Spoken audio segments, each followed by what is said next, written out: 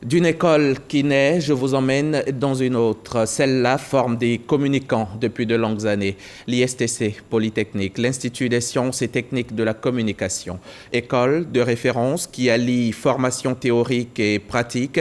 Cette année, ce sont plus de 400 de ces étudiants qui vont à la conquête d'un emploi muni d'un lourd bagage de connaissances. Didier Nguessan a assisté au JICOM 2020, les journées du communicateur.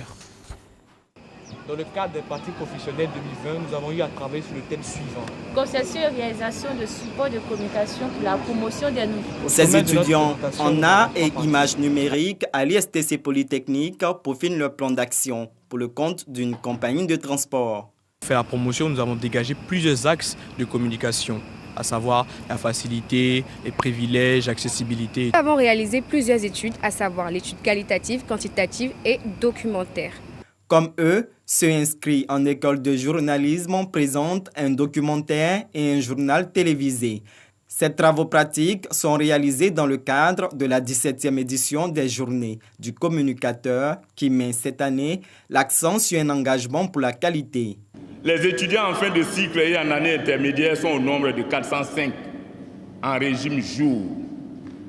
Ils sont répartis en 11 groupes de travail qui fonctionnent comme de petites et moyennes entreprises de communication.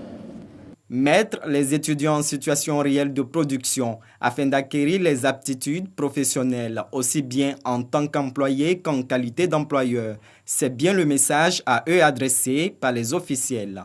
Dès leur entrée dans l'une des 5 écoles de l'ISTC, les étudiants et plusieurs nationalités confondues apprennent à s'ouvrir au monde et à ses réalités, à se rendre utiles à la société dans laquelle ils évoluent, mais aussi à se rendre indispensables dans leurs pays respectifs avec une claire conscience d'être la relève et l'avenir de leur nation.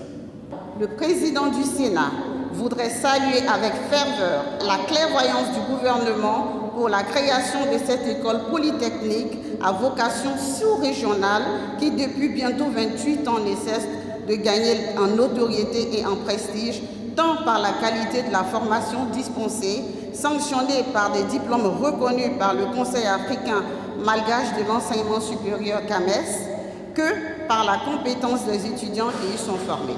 Le district d'Abidjan et le Sénat ont offert chacun 1 million de francs CFA au comité d'organisation de ces journées scientifiques.